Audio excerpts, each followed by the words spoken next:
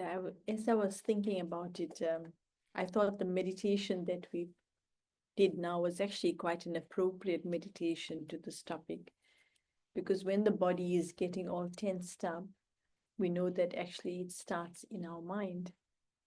And so if we use that process, somebody behind you, I can't see. I can't see Must you. I move? No, no, she'll move it a little bit. Yeah. I can sit on the floor. No, no, no, no, no. There's so many chairs. Just Sister little Usha, hiding. Yeah. hello. They saying the sound is Baby, soft. That's great. So, so the beautiful thing is that when we connect this idea that whatever's happening in our mind is actually being expressed in our body. Too soft. Because I can't. Actually, maybe something I can lift this with. So, what I found that whenever she's drinking something a bit more solid. So, whether it's the tension in our body or whatever is happening, that we sometimes think I slept this way, I did this, but we don't realize actually what we're thinking. There's another thing about when you do a task. Let's see. Wow. Okay, that's brilliant. Yeah. So when you're doing a task as well, what happens generally is that if you have a picture in your mind as to what you wanted to do, and when you're doing it, it doesn't quite fit into what your image is, then even though the task is complete, and what do you feel? Like something is not right, isn't it? And everybody else will give you the okay, and it's good, and whatever, but something in you will feel that no, it's not right. So it just shows us that there's actually a very powerful connection between what I'm thinking and what's happening in reality. So sometimes they use this idea of perception, and perception is not only our thinking, it actually is, it's a mindset that we have. And those mindsets we can acquire due to our own learning, to experiences, etc. So let's think about, if we want to have, let's say, even the way I live my life is a project. And if I set myself to wanting an outcome where I need to feel good, we really need to start off with actually what we understand for it to be as the correct thing. So, like, for example, if we look out into the world, we have some what we would call ways in which people express a fulfilled life. And when we look at those things, sometimes we can look and think, really, are they so happy? But that's what they've decided, so they feel 100%. But those markers can actually be very physical. And so when we start stepping onto a dimension where we're looking at more than just the physical, then the way we understand fulfillment also changes. And, if you think about this idea of having a half a cup, you fill the water only halfway, and somebody will say, I have half full, and somebody will say half empty. So that's the perception actually where we need to check. So, what is it that is creating this feeling of half full, and what is the feeling that's creating half empty? And most of the time, it'll be, I know they use the word positive and negative, but positive thinking will say, I have a half full cup, and negative thinker will say, I have a half empty cup, isn't it? But more than that, what is that perception when I think about that the drink that I have inside is a very salty drink, and I have to drink all of it? So if it was a full cup, that's how much I need to tolerate, isn't it? And if it's half, then I'm so grateful. I only have to go half the way, isn't it? So it's like just, putting all the different options on the table and then asking ourselves, what is it that I want? And most of the time in life, the question about what I want in life is actually blanks. Even in this room now, if I ask you, what is it that you want to do most? Do you have an idea? Don't tell me to go jump off an airplane and do some paragliding or anything like that, hey? Because once we do that, then it's finished, isn't it? Will that really give us the satisfaction? But if that's the only thing I've been aiming for, then yes, maybe. Okay, so you feel you know what you want, right? A spiritual perspective. So I get what you mean, like Yeah. the outside thing, but Yeah. I don't mean that. I never want the inside. Yes, no. I'm also talking about like a fullness. What is it that we need for ourselves? Because in a way, each of you already on a spiritual journey, and that's why you would come to something like this, isn't it? And so you're already doing work with yourself. And so the real thing for us is that when we ask ourselves this question, what is it that I want? And when I'm talking about I, it's not I in the form of this body, but I in the being that embodies this body. And so, really, to be able to look from that perspective, what is it that I want? Today, somebody was giving a very nice example that, in archery, most of the time we need to hit the bull's eye, no? And when you don't hit the bull's eye, they call it a sin. You moved away from the point of focus. And so, in a way, when we move away from who we are, then we're going to find that we're going to be creating what we call a sin.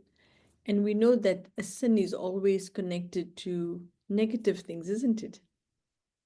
So if I move away from me, which is the target, then actually what am I doing? Bringing some sadness, bringing some fear, some irritation, discontentment, ego, and the list goes on, laziness, resentment, feeling insulted. So we actually bring that whole trail of things along with our lives. Now, we can also use all those and project it, because she did this, that's why this happened, and because this happened. And so we then take what has happened to us as somebody else's responsibility. And this is sometimes the most sabotaging thing we can do, is that when we move the purpose of my life into somebody else's hand. When I blame somebody else, I almost take away all my power and I make the person more powerful than I am. And sometimes we think it's okay, no? Because it's them, no? But if you think about somebody who decided to climb the Himalayas or some really very, very difficult mountain, Mount Kilimanjaro, when they're climbing up that mountain, are they cursing that mountain? Why do you have such steep slopes? Why is the gradient so this? Are you doing all of that? No. Why? Be yourself for that. You prepared, but that's the challenge you wanted, isn't it? That when you climb that mountain, everybody knows that when you go right up, the air is very thin, you can hardly breathe. But all of that becomes a challenge. And then if you achieve it, then there's something good, isn't it? So people don't actually then complain. So when these little steep things come around in our relationships and little crevices and little blind spots when we're interacting with people, why do we get so upset? Because our perception of them is that they are causing me trouble. So there's one lovely saying that goes that actually it's not happening to you, it's happening for you. So when we change that mindset, then we find that I'm looking at those steep slopes of the mountain that I'm climbing, that it's happening for me to create my strength or emerge my skill, isn't it? So we then embrace it. So, in the same way, when we're looking at making this life the most fulfilling life, I have to first ask myself, what is it that I want for myself? And maybe just instead of talking about things, what are the qualities that you will put forward to say that this will give me fulfillment? Anyone? Contentment. Contentment. So the contentment is actually the fulfillment.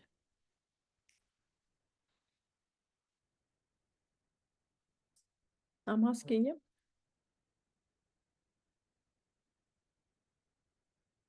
What would you want so that you can feel content? Because now fulfillment is becoming the end product, right? So contentment would be this being satisfied. What are the elements we would need to get to that point? The story that you've got, I mean, behind the story, you're always content. You're just not content because you're believing something that you created in your You're mind. telling yourself a story. Yes. But let's say, leave all the stories behind. If you had to, because say, for example, if I keep saying to go to Cape Town, I have to go through this cave, through this river, to this thing, and I just keep describing the destination. But if I put forward the vision, Cape Town, Table Mountain, the beach, and now I got a place to go through, the journey itself will become something different. So think about it. Leave the story behind. At the end of the story, what is it you're going to get? Achieve something. What is that achievement? What is that fulfillment? What will bring that fulfillment? By visiting all those places. Hmm? By visiting all those places. It will be. But the visiting all the places, what did it give you? Content. But that's our destination. We're going to feel content. But what, by going there, what happened to you? You're happy. You were happy. So some attainment, which is what gives you a satisfaction. So the thing that happens to most people is we're waiting for something to happen, something to be added to our lives, isn't it? Happiness is your birthday, I gave you a gift, I gave you a good wish. So we still, what we're doing, we're collecting from the outside to actually change the feeling on the inside. Now, we know that sometimes you can do the right thing for somebody, and at that point, they're feeling a little bit grumpy. Even the nice thing becomes a pain, isn't it? So it's not the things even. Let's go a bit further. What's going to happen? Be happy with yourself. Be happy with yourself. So the question asks, who are you? So the excuse is only when I go and visit that place, I'm going to be happy. But it's not that. It's not that at all. It's not getting somewhere. It's not being with someone. And so, you know, that idea of like coming back to me. Now, our focal attention generally is that if I'm just thinking about me and me, then people could feel like, you know, we're a little bit what they call self-indulgent, isn't it? And no one wants to be selfish. But the thing is that when we look at the idea of when we asking ourselves the question about the self and to be full in oneself, what are we really talking about? Yes. There's no attachment. There's no attachment. So I'm not a half of something or someone, I'm whole. And the more whole we are, the more healed we are, the more complete we are. So that actually we don't need any additives that will actually come in and spice my life up. We're actually enough, just as we are. But to get to that point, we do have to do a few things, isn't it? Because who we are, we've only in a way recognized by the labels others have given us. So we, like you said, the stories, no? We listen about ourselves through other people. And so this is actually where the problem is. If they're in a good mood, they're going to say nice things, and they're not in a good mood, they're not going to say so nice things. If the weather is pleasant, then I'm okay. If it's not, so all this kind of conditioning that happens from the outside actually makes me like a little yo-yo tied to the end of a string. And then I get pulled up, and then I get thrown up, and so it goes on. So we need to kind of see how we are living in a world that is constantly changing. There's nothing constant about our world. And that's something we accept, that it's constantly changing. And whilst it's constantly changing, what am I doing?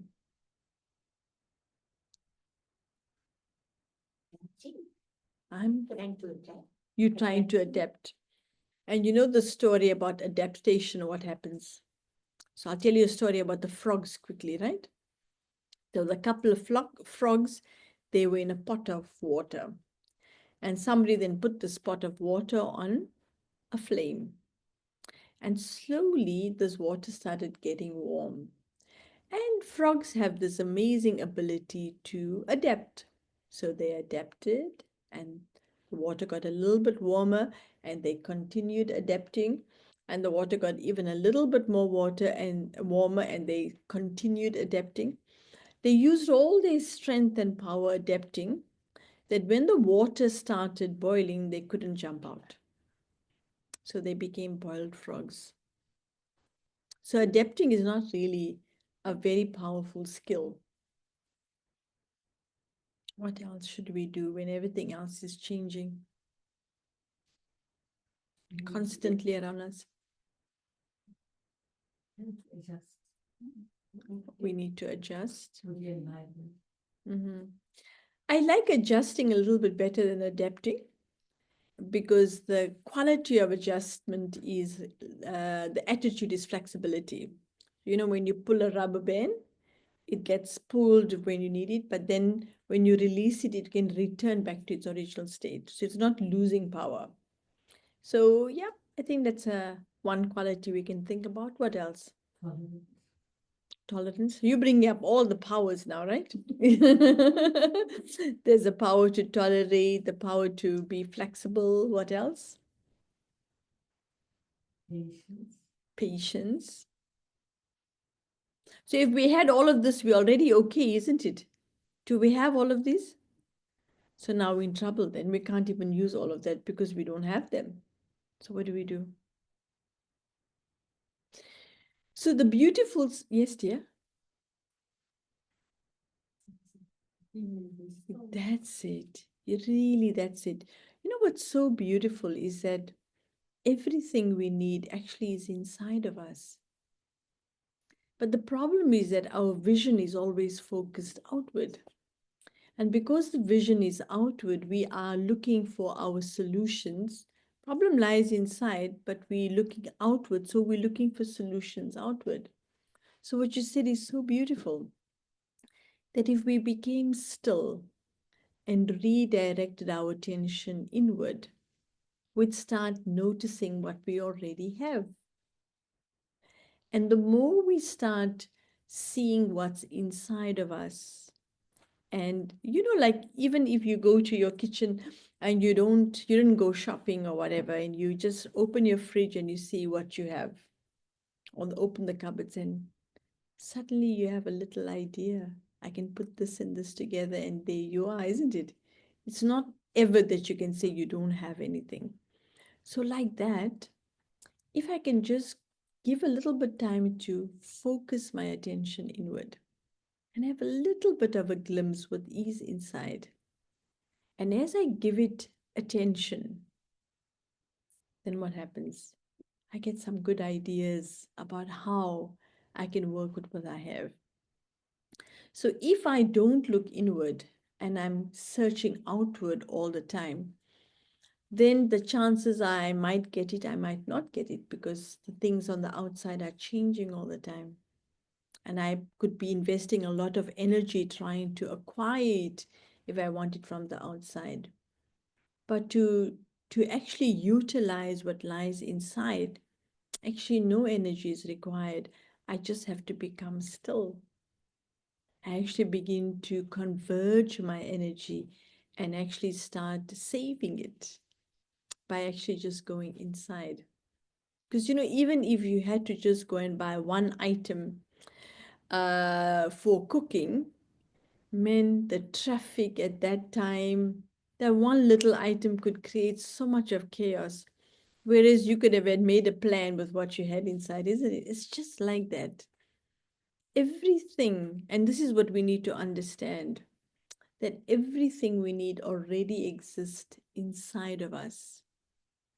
And the lack of value for what is inside is one of the biggest problems that we cannot experience contentment. Because what are we doing when I'm saying I need? I'm trying to acquire.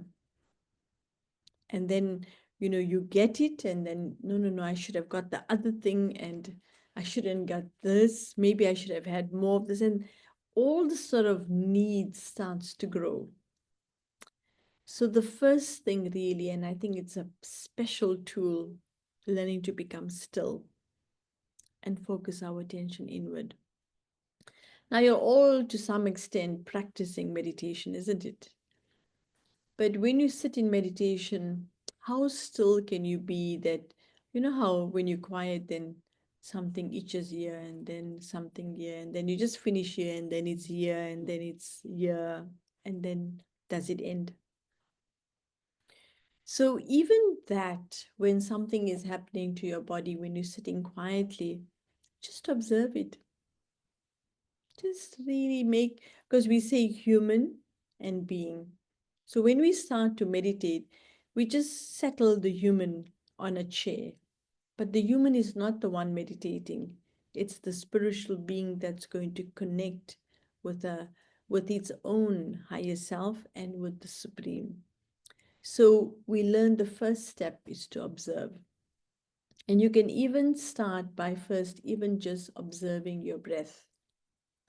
And as you observe your breath, you're starting to create a bit of focus and attention. Then you can just scan your whole body with your thoughts and see if it's all set in. If there's any pressure anywhere, release it and just let the body relax. And now you know it's sitting, it's safe, it's okay. And then you begin using your thoughts to really dive deep into yourself. And really practice when you're sitting down to meditate to physically keep the body still.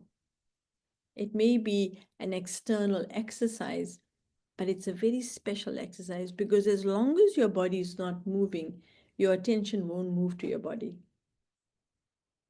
So just it's literally you drawing your attention away from your body and you're focusing it to that living being that you are. As we begin to that, we start appreciating who we are. So some of you already have a lot of information on the soul and understanding, but the practice of it is something that we have to do because information alone doesn't really help us. So when I'm able to actually become quiet and still and focus my attention inward, I begin to appreciate really that I'm an invisible being of energy, eternal, immortal, imperishable, that I've existed before this body and I will continue to exist beyond this body. Not only am I just a being of energy, but the vibrations that emanate from this being is peace and love and happiness.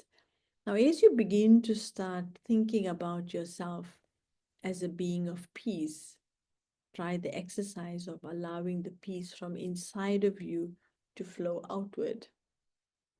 Remind yourself that you're a being of happiness and allow the energy from inside of you to spread outside, just like you are a little sprinkler spreading these sparkles of peace and happiness around you. And that very exercise of just starting to radiate outward has an amazing effect. Because what we're doing is we actually starting to utilize the core value of the soul, and that's to be benevolent, to give. Each of you can check your own lives. When somebody really makes you feel useful, that you are needed, how do you feel? Absolutely. It's like suddenly value has returned because somebody needs you. Somebody feels that you're important enough and that you're significant. So we're constantly looking at somebody else to make us feel useful. When in fact, we know that we are these amazing beings and that we can give to the world what it needs most is peace and love and happiness and strength and wisdom, isn't it? And what is beautiful is that even instead of thinking, oh, I'm so great, I'm giving it, when I actually step into my inner silence and emerge that awareness that I am a being of peace, and when I let these waves of peace move out from me, I'm touching that peaceful center in the being in front of me. When I emerge that sense of happiness from inside of me and I let it out, I'm touching that sense of happiness from the inside. So, what am I doing? I'm just a catalyst to allow others to experience their own peace. So, I can even eradicate any sense of self importance, of ego that I'm doing anything. Literally, as I am, I'm giving others permission to be the same. Now, when that happens, when you start giving that energy out and it touches somebody, what are they going to give in return? Same. So where's that coming back then to you? Can you see? Now, this is like kind of so subtle, but it's like magic. And you don't have to do much. You just really have to understand that the law of cause and effect says that what I give out comes back to me. So if I focus my attention on what is it that I am, and I stay in the awareness of what I am, and I give off who I am, guess what's going to come back to me? Me. I'm going to bring myself back to me by actually being me in terms of just starting to give off that vibration. So this is really something that we need to go away from in terms of a head. We need to actually practice it practically. So, I don't know if you ever tried this, right? But if you're going to go for an interview or something, then you kind of do a little mini rehearsal, right? This is what you're going to say, this is what you do, and you kind of psych yourself up, isn't it? So the one thing I found, and I thought this was a very, very, very lovely thing, is that, because all souls are actually energy beings. So we have only learned one medium of communicating, and that's if we can physically be in front of them. Or now we got all the Zooming and all of that. That's another option. And then the other one is using our mobile phones or whatever it is. So we feel that there has to be some contact made. But actually, even what we're doing on Zoom, there's no thread between us and the other people on the other end. It's a vibrational thing, isn't it?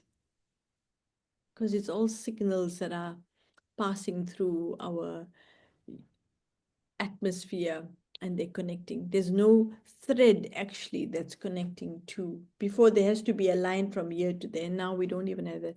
It's just energy, vibrations. So if science can do that, can the thoughts we create not connect to somebody else's thoughts? So you must try this out. Say if you created a a situation where there was a little bit of discord between you and somebody, and you couldn't quite say, I'm sorry, because the time just went, or they were in a train and the train had to leave and you couldn't quite say all the things you needed to say. Now you're waiting to call them. But even immediately in that moment, if you just became quiet and you communicated with your thoughts to that person, it'll reach them. So one thing that is so amazing is that we have this inner ability to actually use our power, our inner power. And if you said to that person in the right way, I'm sorry, you'd be okay. You'll be satisfied. But if you were now waiting for them to now finish that journey, then they'll get home and then you can reconnect with them, because once they're on the train, you can't communicate with them. Just think how much time you'd waste. But if you had more or less good faith in your ability to communicate with your thoughts and send your vibrations, you could resolve your dispute immediately. Like that, there are many things. We wait to say thank you to someone. We wait to do different things. And in the waiting between now and then, many things happen. So really to actually start creating a life that I feel satisfied all the time is to step into another resource, which is my real pure resource, and that's my thought power.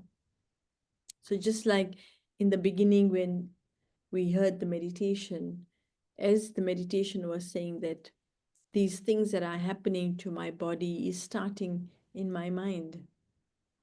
And now if that mind is such a powerful entity, can we not use this mind to really create the right quality of life that we need? And if we begin to exercise on this level, we'll find that contentment becomes a natural state of being, because there's no pending business. Everything when we want to do can happen immediately. That's what they call telepathy. Sometimes I want to call somebody because I need to discuss something, and then all of a sudden that person calls. So you send the energy out and the vibration came in. So that's it. And we call it mental telepathy. So why don't we believe in it? It's real, because it's an energy that we give out. You think about it for yourself, right? The day it's your birthday, when you wake up in the morning, doesn't the day feel a little different? In fact, you're getting a little older, but it does feel a little special, isn't it? Why? Because all the people that knows you and it's your birthday, they already start sending good wishes to you, no? They maybe have to wait till 8 o'clock after you wake up or whatever it is. But the idea is that you just wake up really that day. It just feels more, even if it's the coldest day, you'll feel just so warm and special, because such good vibes are floating around in your direction. So this is a given. And it's really important for us to understand that this level of communication through our thoughts is very real, because I'm a thought being, an energy being. And this energy being is actually communicating. But because we've got so caught up in being the human, we actually always say we are human beings. We never say I'm a being, isn't it? We always say we are human beings. But the reality is that this human only functions because the being is inside of it. So it's the being first and then the human even. And the way the being function is through vibrations and energy and thoughts. So all the things that we learn here at the meditation center is about understanding how to create pure and positive thoughts, isn't it? And if we really learn to create them accurately, then we're set. Because once we create the pure and positive thought, guess what? They all come back to me. And then, do I need anything else? So that's it, man. Do we need to talk anymore? We're a done deal, isn't it? Isn't it? It's finished. There's nothing more to do. So why do you think we're complicating it so much? I just want to know something when I also remain so young.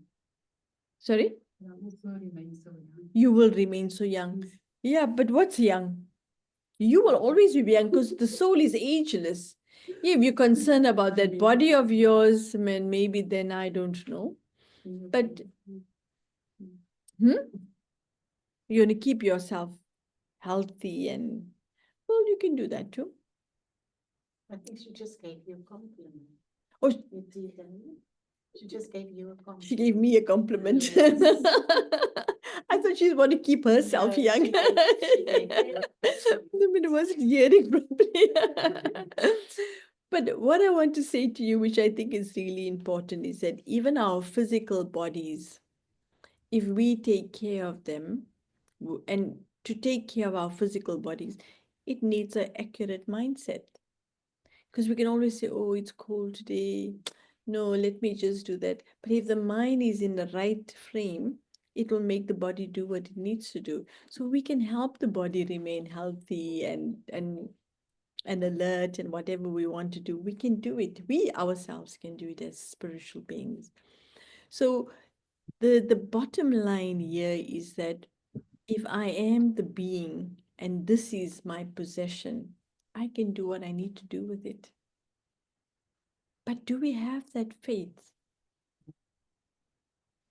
We don't. So what do we need to be convinced?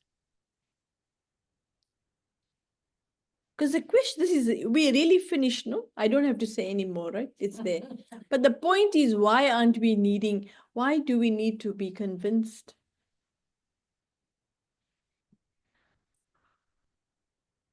It becomes easy to be consumed by the distractions of the world we live in. And so we have to kind of just regularly remind ourselves and return to ourselves. So our These are sister, good reminders. our sister is saying that, we get consumed in the world. But I can tell you one thing, and it's really something we have to take seriously, because it's nice, you come here, somebody says a nice thing, you get inspired, whole week goes by, you forget, you come back and you get reminded. How long are you going to keep coming once a week? How long are you going to keep coming once a week and get your fix for the week? How long? You're going to get tired, no? So let me tell you something. And this is really something that, they use this word, there's proof in the eating of the pudding, no? So one thing is that if you can really give yourself a little opportunity to do what you just said, be quiet and still, and really practice being quiet and still. And when you taste that sweetness of the inner being, you will easily let go of the things that are distracting you. See, because if you don't have the taste of the inner world, you'll have to keep going outside for the external taste. It's a stimulation out there. So if I eat the chocolate and I feel nice, then I don't have to do any work. If I can feel nice without a chocolate, I save my money now, because I can just feel nice by being still, isn't it? So that's why what you do need to do is practice. No, Raja Yoga is something that we need to really practice. You have to repeat these affirmations about being. So when we spoke about being the soul, being eternal, how many times do you tell that to yourself? Don't tell me once a week, eh? When Sister Jayanti puts a commentary on.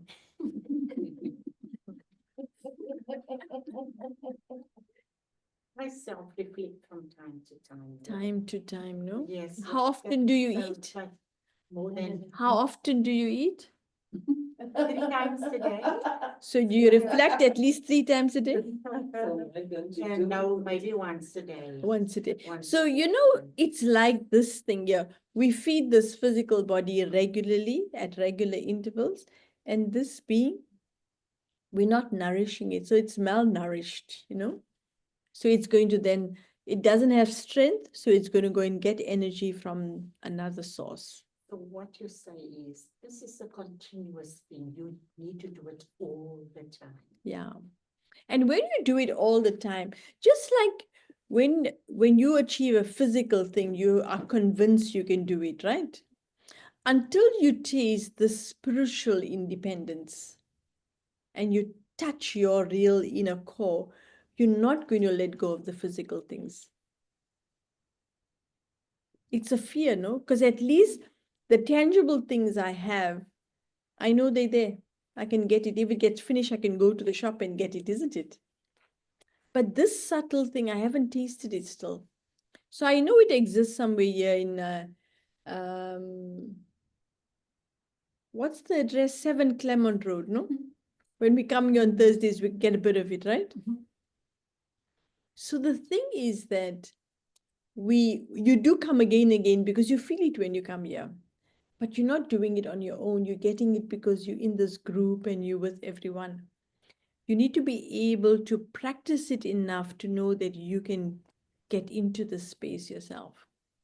This physical manifestation of the place is giving you permission to go inside. But you need to do it again and again and again. And as you do it and you can start accessing that energy, like, you open that portal to actually start feeling subtle, being still, being peaceful, then very little things will distract you. We're not perfect, so we're going to have our days, but we're not going to feel like, gosh, where did that go away? Because we know how to get in.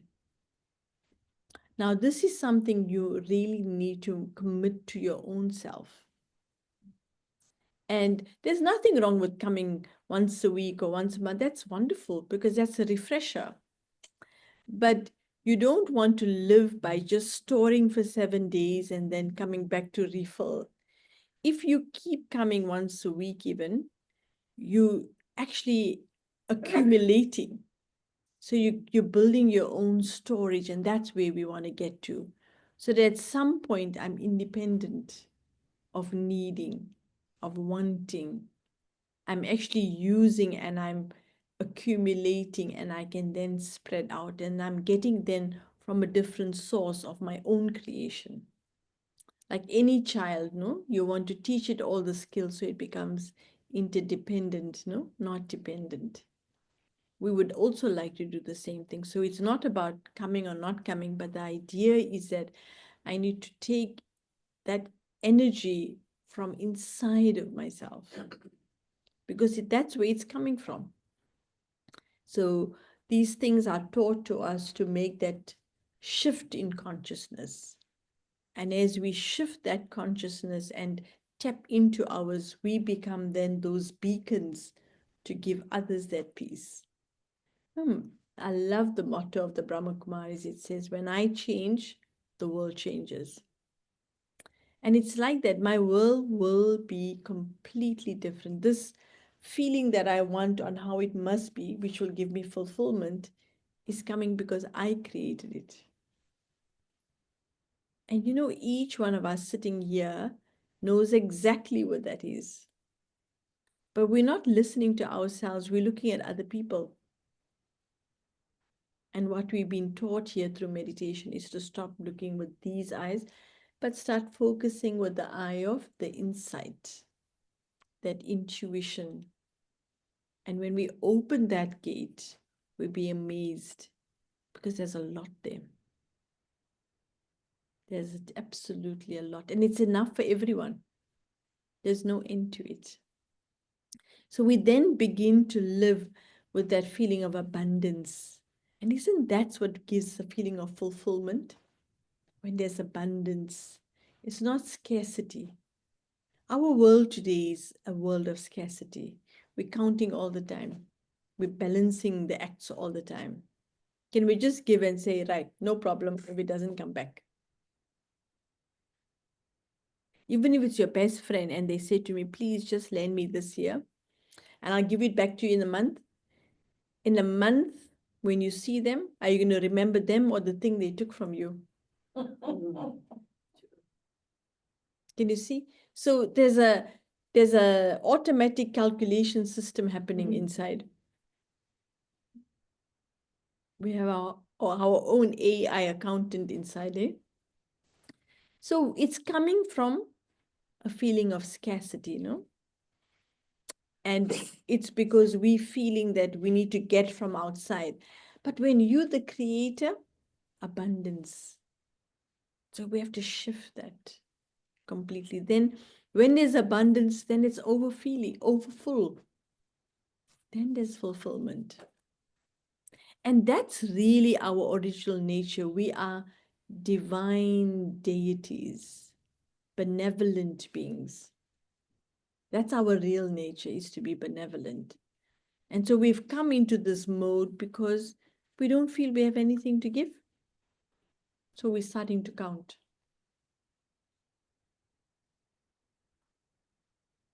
Does anything make sense there?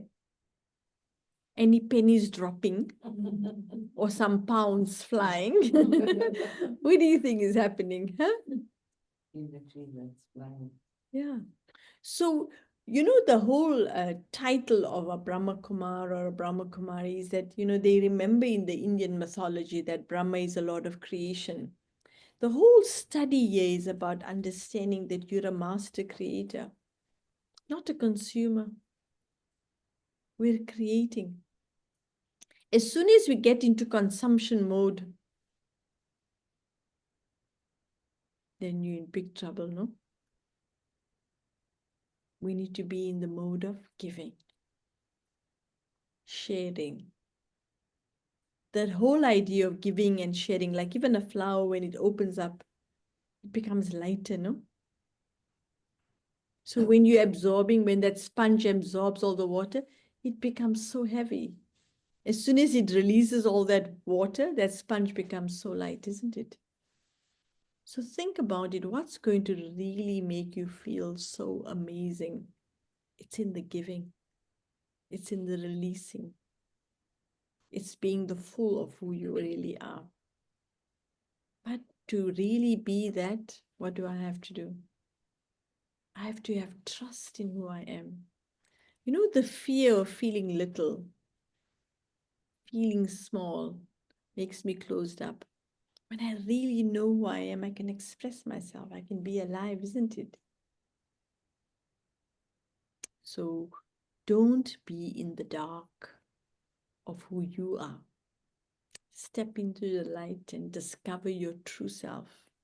And all that means is to be peaceful and still and look at yourself, isn't it? And it's so lovely, no?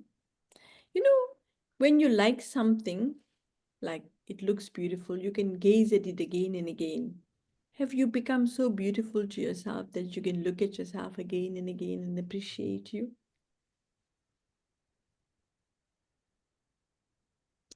I'm not even getting a nod here. Hello? Can you see what we're not doing, hey? Now you know where the problem lies, no? We're not appreciating and valuing ourselves. And who are we? We are God's children. Imagine God thinking these people don't even appreciate how beautiful they are to me and they don't appreciate themselves. I think we're doing not something good here, eh? I think I mentioned in a previous class we had that I feel I'm the best without being egotist. So I always think of myself. That's good. So you value that. Yes, yes. If you feel, yes, it's true. We're the best of ourselves, right? But we don't compare because apples and bananas don't get compared. They all have their own specialities. But now to take the benefit of that, to value what you have, to focus my attention on that, and then the satisfaction and contentment comes through. That's a tick we need to give ourselves. Am I content with me? And remember, one nice thing is that when you walk around being content, what are you going to give to everybody else? The world is going to be a better place because you are content. So by you giving yourself that certificate, it's automatically going to have a powerful repercussion on the world. It's not a selfish intention. It's the best thing I can do for myself. You know, in a family too, if you're always a bit sick, if you're always getting into trouble, your family has to worry about you, no? If you okay, you sorted, you know how to look after yourself, then even if you go out somewhere, they're not going to have a sleepless night, isn't it? So just like that, we take care of what we have, the rest will be sorted. And you know, even if somebody has to follow my actions with the thought of worry, it's not good because I'm making other people feel insecure. People must know that wherever I go, I'm going to be okay. I'll be safe because I know how to take care of myself. I got the best protector. I keep that best protection with me, and that's God. They say go with God, no? So that's what we have to do. And I can really have that connection with God when I'm connected to me, my real me, not the body conscious me, the real me. That me and God are two peas in a pod. Okay, I can really see the time racing away. And I was supposed to be finished at 7:11. No, but the main crux of the matter finished then, no? But you all didn't accept it, so we're to go and do some verification, isn't it? Okay, so our taking home points, right? Firstly, we know we're wonderful. There's no one in the world like us. We're going to start appreciating ourselves, keep our attention focused on who we are, and then who we are as those beings of peace and love and happiness. We're going to radiate that out as a practice. You're going to consciously sit, appreciate yourself as this beautiful eternal being, the child of God, and using each quality, spread that energy from the self into the world. Okay, enough homework for the week, right? I think Sister Raksha and Nita will check if they do the homework next week. Eh? But really, you must have practices. It's necessary. Have some agendas for your inner world. And then see how it supports you in what you have to do. I'm sure you're all doing something, no? These are just to add to your practices and to add to that quality of life that we can really, you know, have that consistency. And I can say one thing for sure is that it's getting worse out there, no? So, you know, for different times, we have to find new methods. They say if you always do what you've always done, you only get what you always got. So different times requires different tools. Now it's time to become self-sufficient. Okay, so we did an in-between commentary, but I'll just refocus our energy. I think I may have told you this before, and I still think it's a very lovely practice. It only takes 13 seconds. So the first of it is, I am a soul, right? I am a soul, first 4 seconds. And when I'm using that statement, I am a soul, I'm acknowledging that I'm this being of energy, right? I am peace. That's my quality. And you can go with I'm peace, I'm love, I'm happiness. That's the next 3 seconds. The next is I am a being of peace. That's 13, right? And when I say I am the being of peace, it's what I give off. So if you every now and then randomly give yourself 13 seconds to remind yourself, stabilize in the awareness that I am a soul, I am peace, I am a being of peace. And just, really do it with that energy. I am a soul, I become still, just a being like a seed. I am peace, that's my nature. I am a being of peace, that's what I do. So when I do this again and again, I'm actually reprogramming my identity. I only see the being of light. I remember the nature of peace and the task of giving peace out into the world. Think that's easy? You try this. And you know what you can do it because it takes 13 seconds. It can be your pre to anything you do. So for example, when I get into the car and before I start the car, 13 seconds. Then I do my business and because I started off while I'm driving, then it's almost like I'm in that rhythm. Then I do it for as long as I can remember. I'm stopping at the traffic light now. Let's do one more. That's it. So now you already put yourself into a space where you're giving off peace, isn't it? Now no taxi driver is going to irritate you, isn't it? Now, what have I just done? I've created an agenda for my inner world. So then when people come with their last minute stories, I'm already occupied. I have no time. Can you see? Now, what is important is that when we were kids, we were told this, an empty vessel makes the most noise. It's the same thing when I have no agenda in terms of not agendas in selfish motives, but an agenda is in my own timetable. When I don't have a timetable, then other people can hijack my day. So what we need to do by having this mindset created, I'm creating my own agenda, my own timetable for myself. And that's the biggest respectful thing I can do for me, isn't it? I've taken care of how I want to use my time. I leave you in peace. Om Shanti.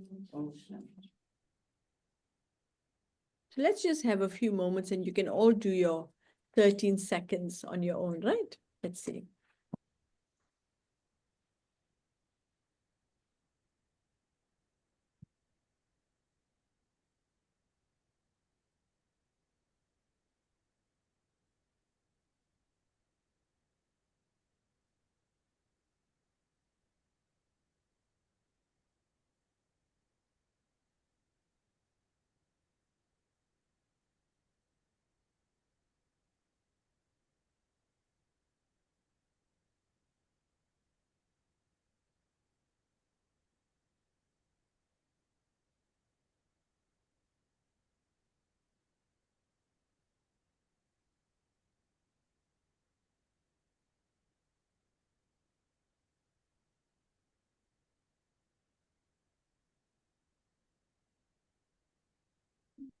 Good night to everyone.